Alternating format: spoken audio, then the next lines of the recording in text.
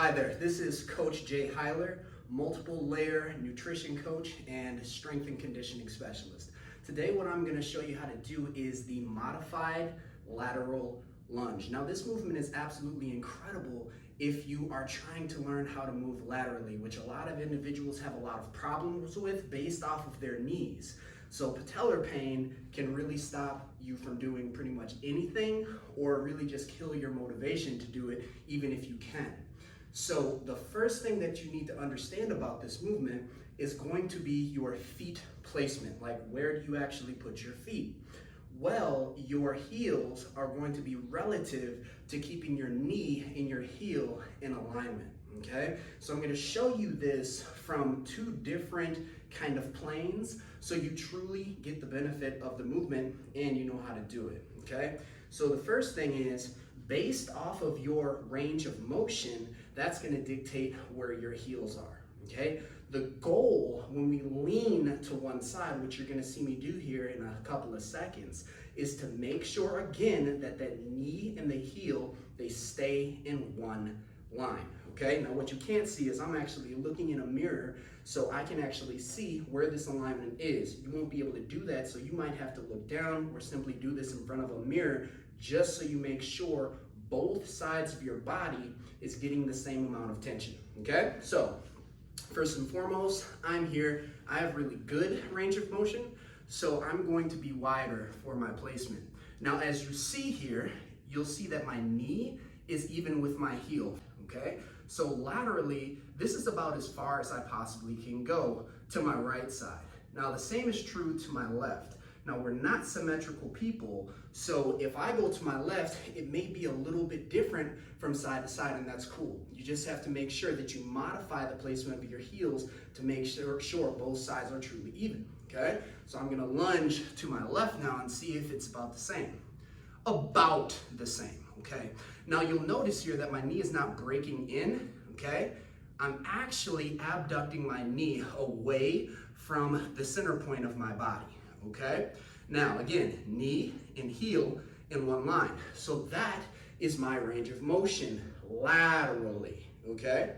Now, to do the actual movement, all we're doing is we are doing repetitions coming up and down, back and forth, without lifting your feet from the floor. If we lifted our feet from the floor, that would be the next level up, which is just the lateral lunge, okay? Not a modification of it. So all we're doing here is inhale down, exhale up. Inhale down, exhale up. Inhale down, exhale up. That's the movement. It's as simple as that from the frontal plane, okay? Again, now to the left. Inhale down, exhale up. Big stretch on the medial hamstring and the groin muscle. Inhale down, exhale up. Notice my feet stay facing the direction that I am. Inhale down, exhale up. Now what you cannot see is that my hips, right, are actually going back. We call that a hip hinge, okay? So if you were something like a robot, right, you would have a little turn knob here. And this turn knob, it simply shifts your hips back.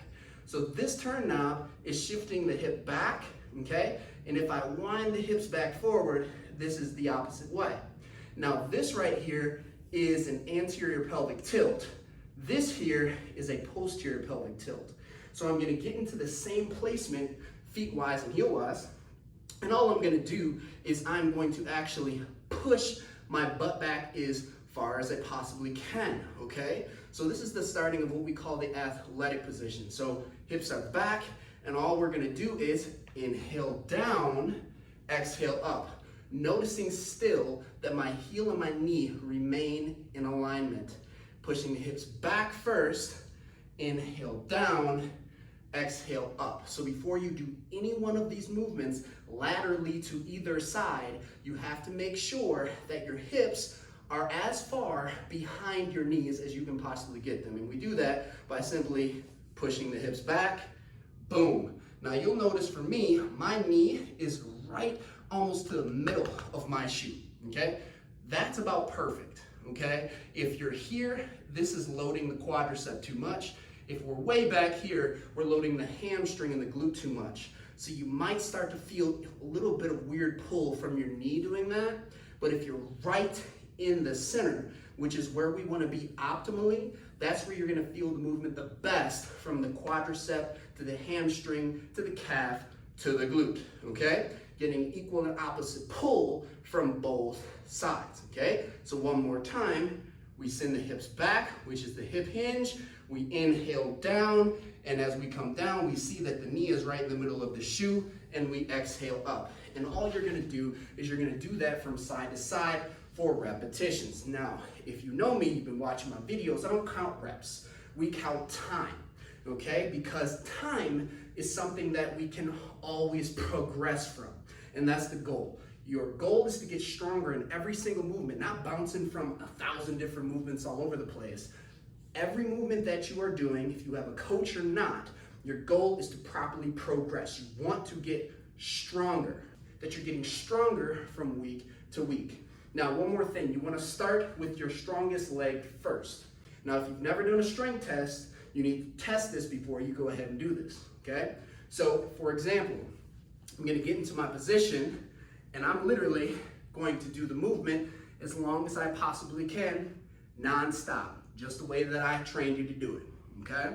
Now, until I can functionally not do one more rep perfectly, that is what you're gonna do. Now, once you get that time, then you're gonna do the other side. And the side that comes out on top, or the side that has the most time under tension for the muscle, that is your strongest side.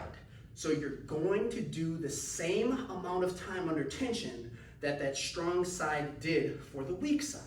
And what we do with that is we start to actually decrease our imbalances from right to left. Now remember, we're not symmetrical beings.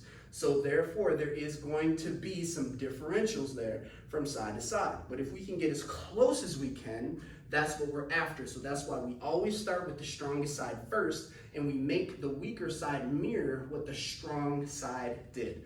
So in a nutshell, that is the modified lateral lunge, and we'll see you for the next video. Peace.